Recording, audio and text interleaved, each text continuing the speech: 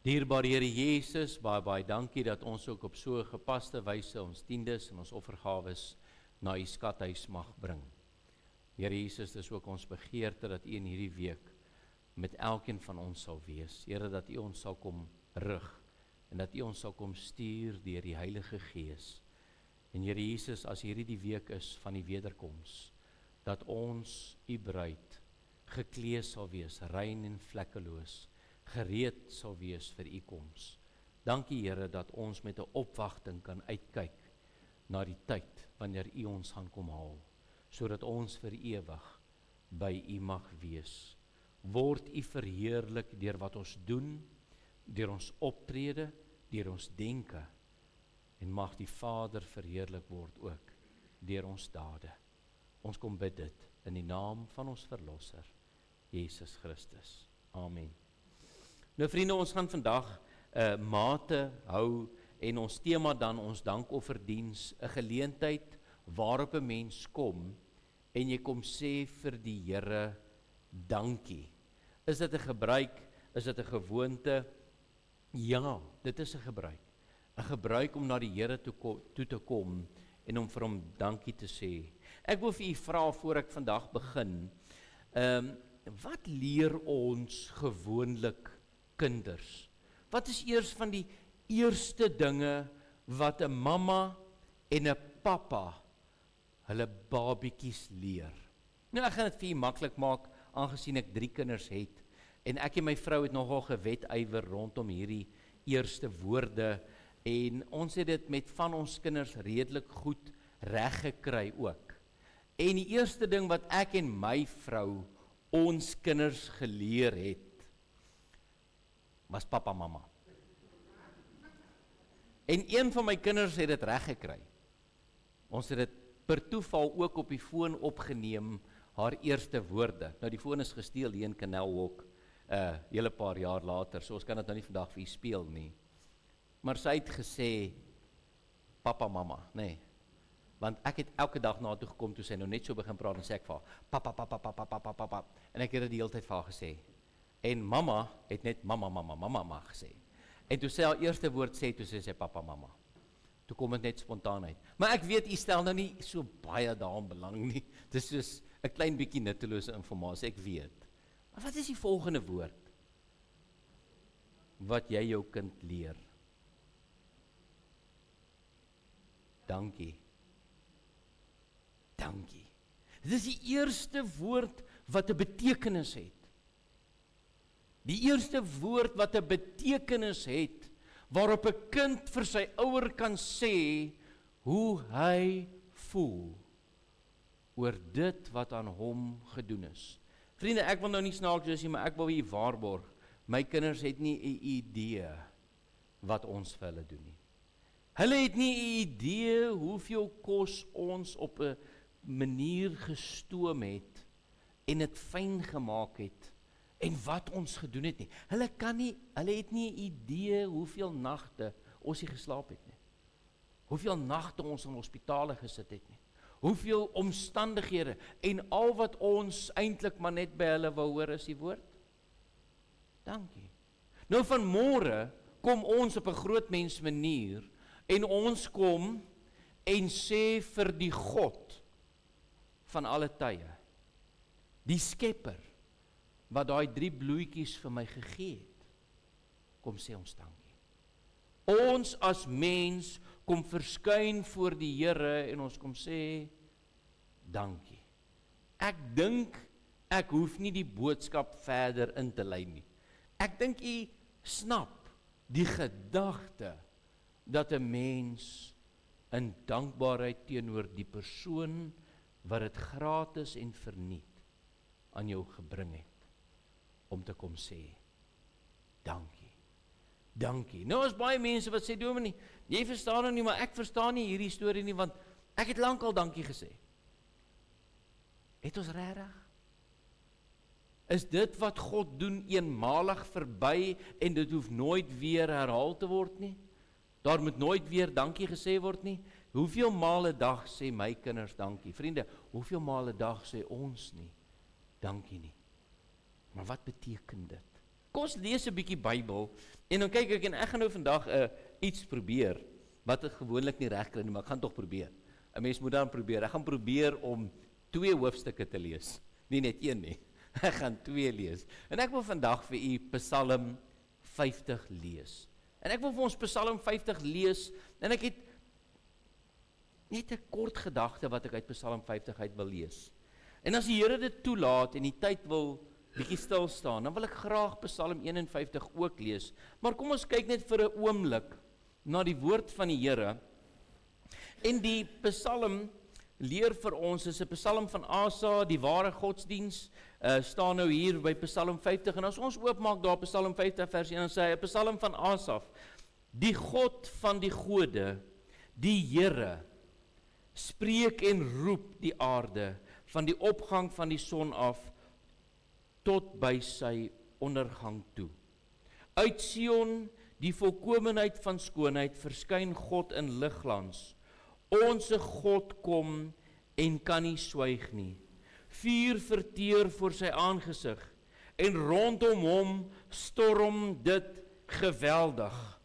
Hy roep na die hemel daarbo en na die aarde, om sy volk te oordeel.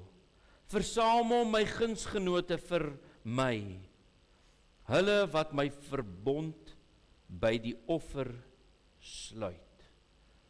Net so vinnige gedagte oor die eerste paar verse.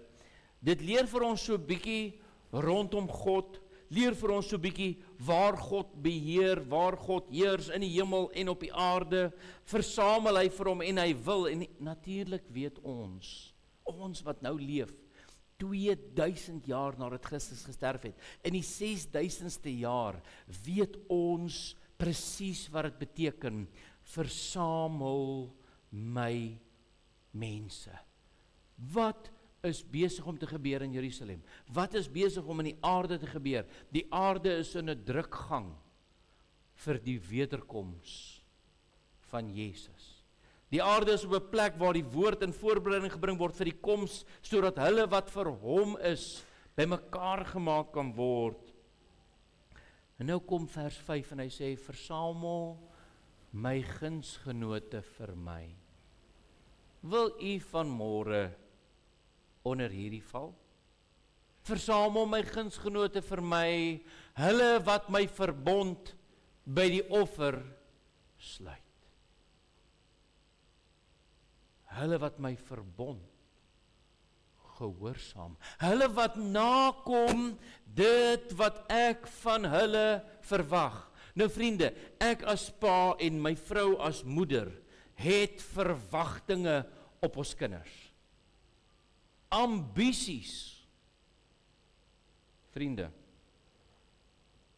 God het ook verwagtinge van ons. Verwagtinge waaraan ons kan of moet voldoen. Jy sien vriende, in my huis het my kinders nie 'n keuse nie. In my huis is dit my way or the highway. Dis hoe dit in my huis werk. En ek wil vir julle sê, in die Vader se huis werk dit dieselfde. Sy manier of geen manier. Daar is een weg. Christus. En Christus het vir ons verbonde gegee. Christus het vir ons reëls gegee. Christus het ons kom vrymaak van sonde.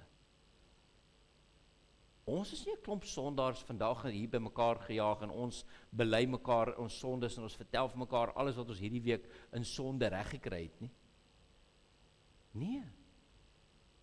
Ons is veronderstel om sondeloos te wees. Ons is veronderstel om heilig te wees. Nou sê die Bybel, versamel my gunsgenote vir my, hulle wat my verbond by die offer sluit. En die hemele verkondig sy geregtigheid, want God staan gereed om te oordeel. Wanneer God ons kom haal, wanneer hy ons versamel, staan hy gereed. Baie belangrike vers 7. hoor my, volk, dat ek kan spreek, Israel, dat ek jou dit kan inskerp. Ek is God, jou God. Vriende, in my huis het ek al baie keer vir my kinders gesê, ek is die pappa. Ek weet nie of daar ander pappas in my huis inkom nie, maar ek herhaal dit vir hulle op 'n gereelde basis, sodat hulle kan verstaan, wie is die baas? Wie is die hoof van die huis? Mamma kan sê, mamma kan reël, maar as dit by my kom, dan is daar 'n finale besluit. By die Here werk dit dieselfde. Ons kan probeer, maar nou kom vers 7, en hy sê vir die mens, ek is God, jou God. Ons het hierdie week baie dik steak geëet Woensdag, so ver dat ek nou nog daaraan kou. En ons het geleer, dat Spreuke 2 vir jou 'n baie duidelike les gee. Spreuke 2 gee vir jou 'n les wat jy moet leer, dat God se gebooie van 'n kardinale belang is. En ek weet nou nie of baie van u dit weet nie, maar die eerste gebod leer jou, daar is net een God. Daar is net een God, en daardie God openbaar hom van die hemel af tot op die aarde, en hy noem homself ons Vader. Hy noem homself God. En ons is hier vandag om vir daardie God te sê, dankie. Dankie. Dankie dat u aan die kruis vir my sonde gesterf het. Dankie dat u my waardig geag het, dat ek vandag nog mag asemhaal, nog 'n geleentheid het. Vers 8 sê die Bybel,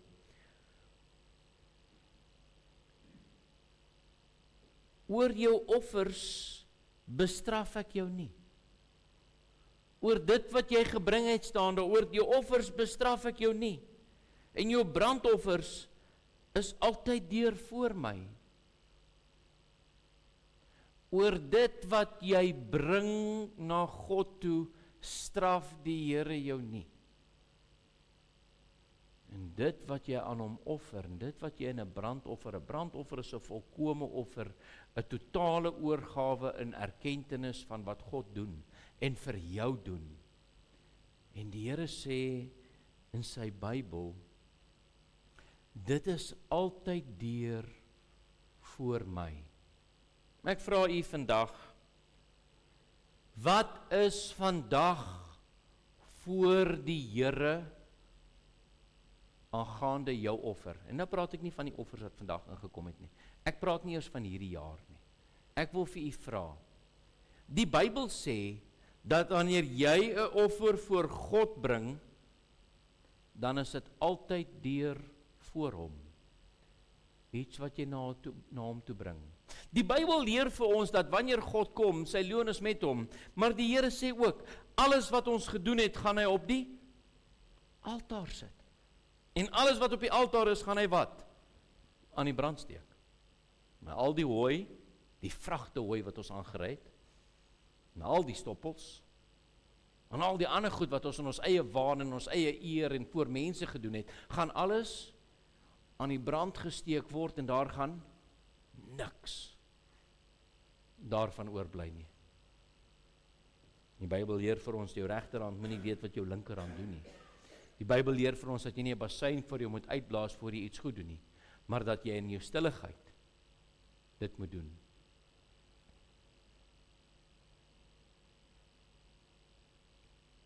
Hoe lyk ons offers? Hoe lyk ons offers? Hoe lyk ons offers van dankbaarheid? Hoe lyk ons offers van eer? Hoe lyk ons offers van respek? Hoe lyk ons offers aangaande die Sabbat? Hoe lyk ons offers aangaande ons vader en ons moeder? Hoe lyk ons offers voor die Here? Vers 9 kom die Here en hy leer ons iets. Ek hoef uit jou huis geen stier te neem of 'n bokkie uit jou krale nie. 'n Stier, 'n bok. Manlike bok, skaap, stier. Nie nodig nie. God het nie diere nodig nie. Vriende, dink jy God het geld nodig? Hy kom beklem dit. Hy bring vir my offers. Nou sê hy, ek hoef nie uit jou huis geen stier te neem of 'n bok uit jou krale nie, want al die wilde diere van die bos is myne. Die vee op die berge by duisende. Ek ken al die voëls van die berge en wat roer op die veld is van my. As ek honger het, sal ek jou dit nie sê nie. Dit gaan oor dankbaarheid. Kan u vir 'n oomblik dink dat God honger het? Of dat God 'n behoefte het? 'n Behoefte aan 'n bokkie of 'n skapie? Het God so behoefte? Nee. Want die wêreld is myne en sy volheid. Alles wat op hierdie planeet is, kan God nie vir 'n oomblik versadig nie. Nou kom vers 13, hy sê, sou ek vleis van stiere eet of bloed van bokke drink? Vraagteken. Offer dank aan God en betaal jou geloftes aan die Allerhoogste. Maar die Vader kom en hy leer die mens dat jy dankbaar moet wees. Offer jou dankbaarheid. Baie mense dink, ja, ek is nou spyt, ek het nie geweet as 'n dankofferdiens nie. Ek het 'n koevertjie daar in die kas en ek hou hom vir 'n rainy day. Ja, ek is nou spyt, ek wou daai offer vandag vir die Here gebring. Ek wou die Here moes in my hart vanoggend gesê het. Daai koevertjie, my 3 jaar se verjaarsdag geld en al die en al daai en al die ander geld en sommer die kar se die bande geld vir die kar ook sommer nou vandag. Want my emosie is nou geroer. Ag, wat 'n hartseer gedagte. Wat 'n hartseer gedagte. As ons dink, ons gaan God behaag met geld, waarop Mandela se kop gedruk is. Of 'n kreerrand van Paul, ons geliefde voorganger. Nee, vriende, ons mis dit. Ons mis dit totaal en al. Die Here sê nie, moenie 'n offer bring nie. Hy sê, offer dank aan God en betaal jou gelofte. Hy het nie gesê, moenie die kreerrand bring nie. Hy het nie gesê, ek is kwaad vir Mandela nie. Maar ons dink dis wat dit is. Dis 'n deel van. 'n deel van. En vir wie bring jy dit? Vir die kerk? Vir die dominee? Vir die kerkraad? Die Bybel sê, aan die Allerhoogste. Baie belangrike vers volg nou. En roep my aan in die dag van benoudheid. En ek sal jou uithelp en jy moet my eer. Nou ja, as ek vandag vir u sê, wie van u het al voor die Here 'n gelofte gedoen, dan gaan ek dink meeste mense hulle hande opsteek. Ons is die enigste volk in die wêreld behalwe die Jode wat 'n gelofte aan die Here afgelê het. Maar ek sê u, daar's baie mans, baie mammas, baie oumas en oupas en kinders wat hier sit wat skuldig is. Here, as u my vandag help, dan sal ek kerk toe gaan. Here, as hierdie kind van my gesond word, dan gaan ek dit doen. Here, as my man ophou drink, dan gaan ek dit doen. Here, as u En ons gaan en ons maak met die Here deals. Ons maak met hom, ons sluit met hom transaksies. En die ergste van dit alles is, en dan help die Here ons uit. Here, as ek gesond word uit hierdie hospitaalbed uit, dan sal ek nie weer ophou getuig nie. Hoeveel mense gaan in 'n onderhandeling in met God, sluit met hom 'n gelofte, en God wat die nakommer is, sê, roep my aan in die dag van die benoudheid en ek sal jou uithelp en jy moet my eer. Kom ons spring net terug na die 14de vers toe. Offer dank aan God en betaal jou gelofte aan die Allerhoogste. Ja, dominee, dit het gewerk toe ek jonger was, maar nou, soos of die Here my nie meer hoor nie. Toe ek jonger was, het ek met die Here deals gemaak, transaksies aangegaan. Was asof dit nou nie meer werk nie. Kom werk dit nie? Want jy betaal nie jou gelofte nie. Jy doen nie wat jy gesê het jy gaan doen nie. En ons is vandag hier om mekaar te herinner aan ons ooreenkomste met God. En ek wil vir u sê, ons moet lig omgang om met die Here 'n nuwe deal te probeer maak. Ons moet ons monde bewaar, nie met die Here in transaksies ingaan wat ons nie voor kan boet of doen nie. Nêrens in die Bybel vra die Here van ons geloftes om dinge te doen nie. Ons gaan na hom toe en kom met hom ooreenkomste aan om sekere transaksies op aarde vir ons uit te spel. Hoeveel mense het nie al na my toe gekom en gesê, dominee, ek is met 'n groot besigheidstransaksie besig, en as dit deurkom, dominee, gaan ons amper nie meer lidmate se geld nodig hê. Dominee, jy moet vir my bid, want as daai 10de van my inkom, dan is die kerk van Suid-Afrika reg, nie die gemeente nie. Ons almal is okay. Weet jy hoeveel van daai deals het al deurgekom? Waar is daai goed? Waar is daai geloftes? Ons doen snaakse goed.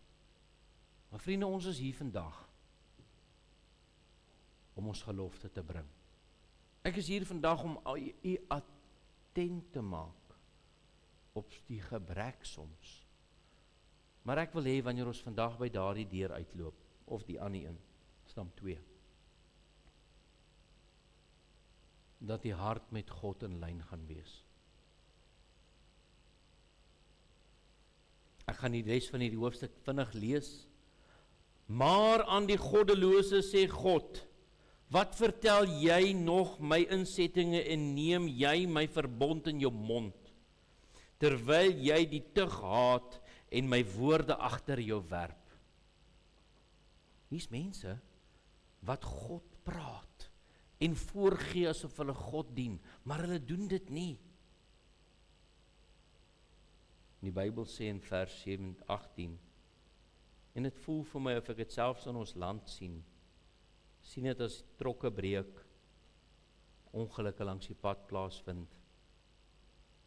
Sê 'n man vir my Vrydag, hy het die dominee sien hardloop.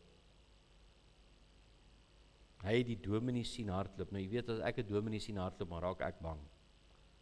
Want dan moet iemand besig wees om dood te gaan. Daar's 'n probleem.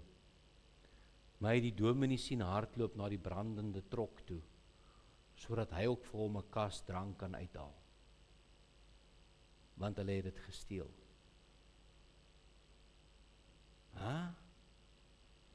Die dominee sien hardloop om ook 'n kas te gryp in 'n brandende trok. In 'n brandende trok, jou lewe in gevaar stel vir iets. Ek weet nie of wie van u dit weet nie, maar alkohol brand. Ek weet nie of u dit besef nie. Alkohol brand. Eintlik erg as jy dink mense rook en drink op dieselfde tyd, so gevaarlik. Maar dit brand. En as jy dit in gedagte hou, dan maak vers 18 sin. Wanneer daai mense kyk, as jy 'n dief sien, dan geval dit jou by hom. Jy het nie 'n probleem daarmee nie. Jy sien hoe mense rondom jou optree, en jou deel is met die egbreekters. Jou mond laat jy los in boosheid en jou tong vleg bedrog. Kan jy die mooi beeldspraak hoor wat iemand doen? Het jy al gesien hoe 'n mamma sit en 'n kind sorgvuldig neem, die hare uitkam en daai hare dan vleg, eweredig. Jy al gesien hoe mooi is 'n mandjie gevleg, in mekaar geweef. Dit lyk so netjies. Mense vleg bedrog. Doen soveel moeite. Jou mond laat jy los in boosheid en jou tong vleg bedrog. Ek dink mense lieg die meeste van die tyd vir hulle self. O, dominee, vandat ek so groot was, die Here gedien, nooit gesteel nie, nooit niks gedoen nie. Daai storie is al so mooi, jou kleinkinders ken hom ook. Maar wanneer dit tyd word om die offers te bring, wanneer dit tyd word om die gebooie van God te onderhou, wanneer dit tyd raak om op te tree in die standaard wat God vir 'n heilige vrou gee en 'n heilige man, dan het ons stories. Jy sit en praat teen jou broer, die seun van jou moeder beskimp jy. Hierdie dinge het jy gedoen en sou ek swyg? Dink mense vir 'n oomblik dat God dit gaan beloon of gaan stil bly? Vriende, as my kinders in my huis die verkeerde dinge doen, gaan ek stil bly daaroor? Gaan ek laat Gods water oor Gods akker, dis net 'n kleintjie? As my kind in die huis rondloop met petrol en dit op die beddens gooi en dan met vuurhoutjies speel, gaan ek gemaklik wees daarmee? Sluit ons die kluise oop en sê vir die kinders, daar's die gewere, daar's die patrone. Is dit aanvaarbaar? Gaan ons daardie gedrag toelaat? Vriende, mense wat met sonde speel, loop 'n uiterste gevaar. Jy dink ek is net soos jy? Ek gaan jou straf en dit ordelik voor jou oë stel. Verstaan dit tog, o God, vergeters, sodat ek nie verskeur sonder dat iemand red nie. Die een wat 'n dankoffer eer my, en die een wat op sy weg ag gee, hom sal ek die heil van God laat geniet. Hierdie is 'n interessante psalm. Baie interessant, baie insiggewend. Want dit wil voorkom asof God op 'n stadium vir die toehoorder sê, man, ek het geen behaal in 'n offer nie, niks nie. En dan in die volgende oomblik as hy afsluit sê hy, dink jy ek is blind? Dink jy ek gaan dit aanneem? Nee, ek gaan nie.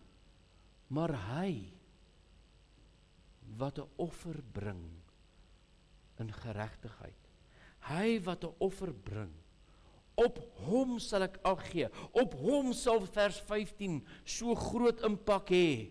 Roep my aan in die dag van benoudheid en ek sal jou uithelp en jy moet my eer. Met die tyd tot my beskikking wil ek graag net die volgende hoofstuk vir u lees. Ek wil hê dat u saam met my vir 'n oomblik net so 'n bietjie moet gaan kyk na hoe lyk 'n offer Sodat wanneer jy vandag by die deur uitloop, vir die Here kan sê, Here, ek is bereid om hierdie offer aan die voete te lê. Ek is bereid om die gebooie te gehoorsaam. Ek is bereid om my 10de, wat heilig is, te bring. Ek is bereid om my vrou te eer.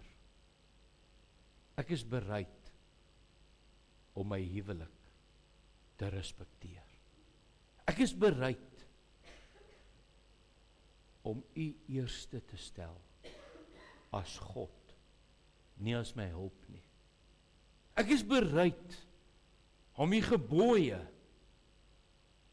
op my hart te graveer. En as ons nou die volgende hoofstuk lees, dan gaan dit vir ons, my opinie, dit inkleer.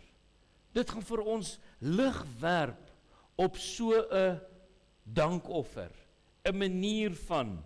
En dan begin ons by Psalm 51, net die Psalm daarna. Oor wat sê die vertaler skryf 'n boetlied van Dawid. Ja, dis hulle opinie. Gelukkig u weet almal dat die opskrifte in die Bybel glad nie geïnspireerd is nie. Dis net die vertalers wat 'n ietsie wou koppel, sodat dit net 'n bietjie meer sin maak.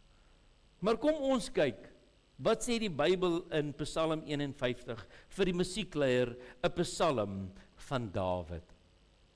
As ek net dink aan Dawid vir 'n oomblik, en ek moet net dink aan sy kunsvermoë, aan sy vermoë om die harp te speel, aan die manier waarop hy begaafd is voor God, sodat hy voor Saul kon speel. En dan dink jy, hy het iets geskrywe. Die musiekleier, 'n Psalm van Dawid, en die Psalm is vir hierdie redes geskrywe. En ek hoop dat dit vandag vir u op toepassing is. Ek hoop vandag hier's mense wat hier sit en sê, Here, ek is skuldig. Here, ek weet ek doen nie wat ek moet nie. Here, ek weet my dankoffer is nie hier nie. Hy is nie hier nie want ek het hom nie. Want hierdie Psalm nou is geskryf deur Dawid, toe hy op 'n plek was, vriende, wat nie vir die Here aanvaarbaar was nie. Toe hy 'n gruwelooslike, goddelose, moedswillig gehoreer het en moord gepleeg het. Toe skryf hy hierdie Psalm.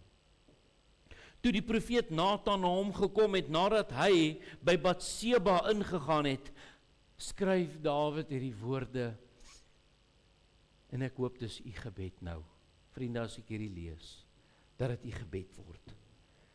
Wees my genadig, o God, na u goedertierenheid, delg my oortredinge uit na die grootheid van u barmhartigheid, was my heeltemal van my ongeregtigheid, en reinig my van my sonde, want ek ken my oortredinge, en my sonde is altyd deur voor my. Vriende, as u vandag hier sit en u sê vir my, Dominee, ek is van geen ding bewus wat tussen my en die Here staan nie, dan is u 'n leienaar.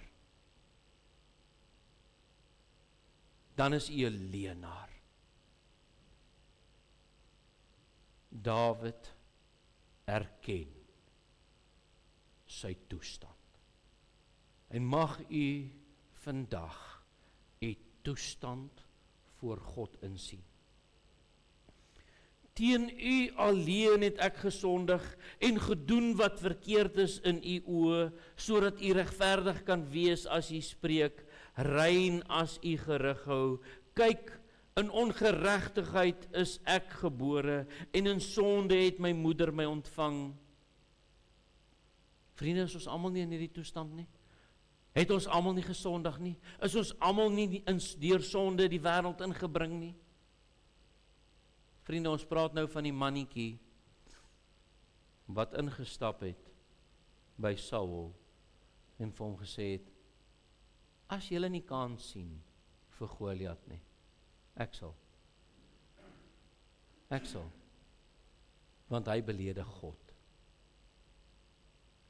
Daai man staan voor die Here in sonde, staan voor die Here in 'n gebroke toestand, en die sonde het hom so verhard, dat hy dit geniet het.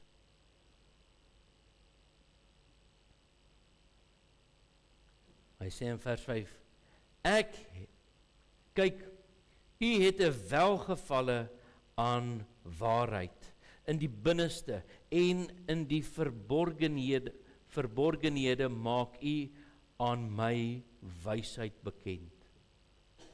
Ek hoop vanmôre, dis die waarheid vir u. Ek hoop vanmôre dat die wysheid van God aan u geopenbaar is deur sy woord. En dat u toestand voor God kan sien. En nou kom vra Dawid, hy wat koning, die grootste,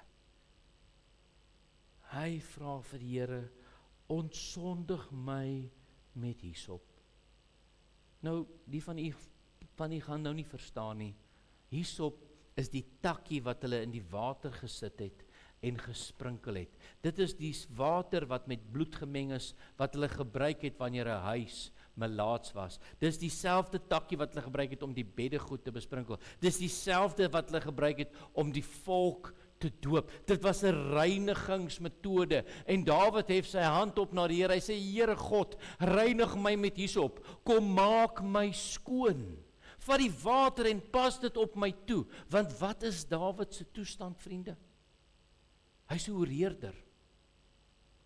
Hy's 'n moordenaar.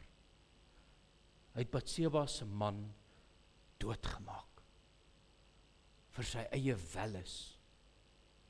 En daai sonde is aan hom geopenbaar, nie deur God alleen nie, maar deur die profeet. Die sonde was so lekker, hy het homself geniet. Hy het nie eens ag gegee op wat hy gedoen het nie. En die profeet moes dit aan sy deur kom klop. Kan nie onthou wat het hy vir hom gesê? Wie van u kan vir 'n oomblik onthou wat het Nathan vir Dawid gesê, sodat Dawid gesê het, die man wat dit gedoen het, moet uitgeroei word. Hy moet sekerlik sterf. En Nathan sê vir hom, dis jy. Dis jy. Jy het dit gedoen. Vriende, God het 'n behaag in offers. Maar nie in die soort offer wat u dink nie.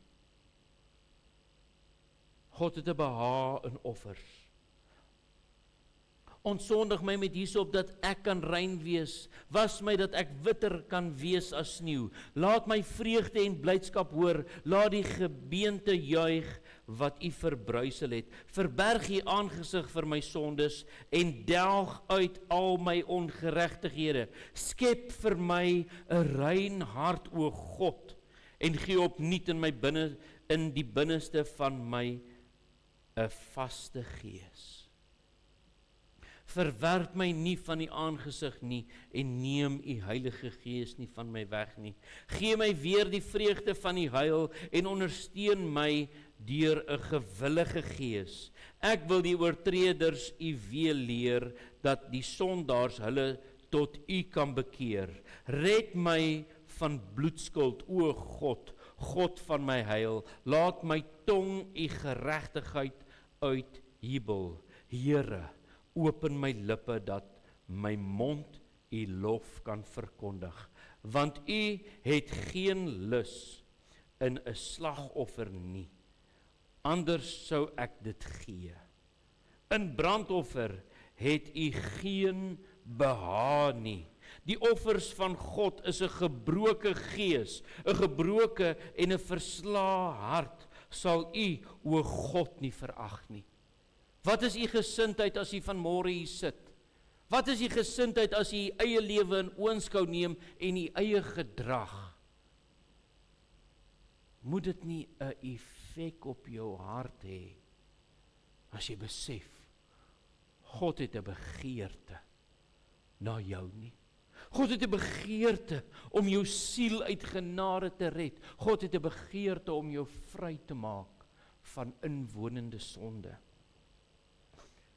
Vers 20, doen goed aan Sion na u welbehae, bou die mure van Jerusalem op, dan sal u 'n welbehae hê in die offers van geregtigheid, in brandoffer en lofoffer, dan sal hulle stiere offer op die altaar.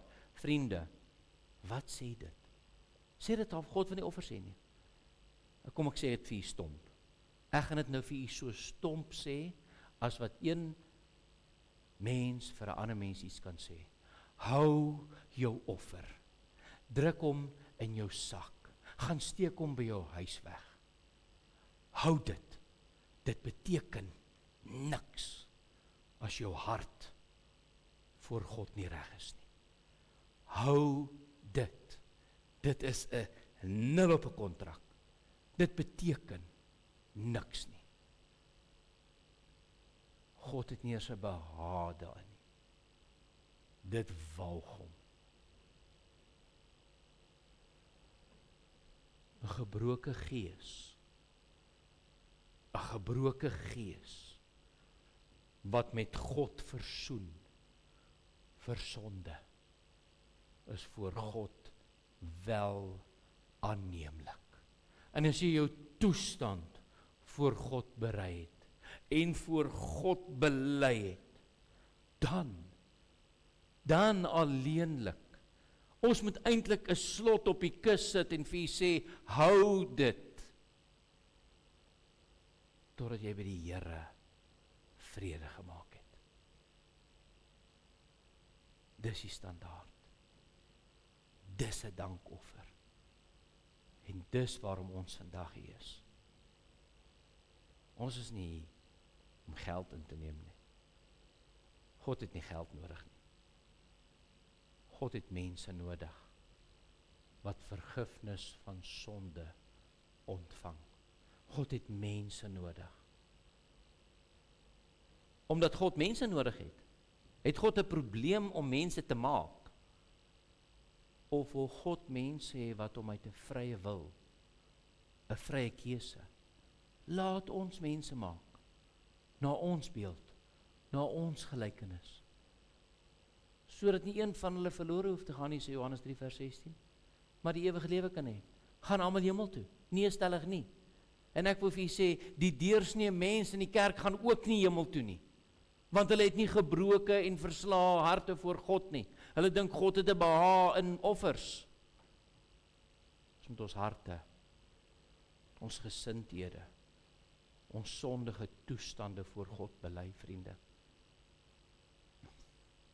Moet asseblief nie aan iemand dink nie. Dink net aan jouself. Ek dink aan myself. En dan besef ek, wat het God nodig? Mag God u genadig wees. Mag ons die grootste dankoffer van hierdie eeu van môre inneem. Mag ons dit nou doen. Amen. Kom ons sit saam en sluit ons die oë. Dierbare Here Jesus, ons is sondaars. Here, hier kan mense sit wat nog nie eens gered is nie. Here Jesus, ek wil eerstens kom bid vanmôre. As daar 'n mens in hierdie gehoor sit, wat nog nie sy saak met u reggemaak het nie, dan kom pleit ek nou by u, dat die Heilige Gees daardie persoon sal uitdryf. Nie uit die gebou uit nie, maar sal uitdryf om te kom, dat die hemelskares mag juig oor een siel wat tot bekering kom. Dat daardie persoon sy sondige toestand mag besef en sy hand ophef na u.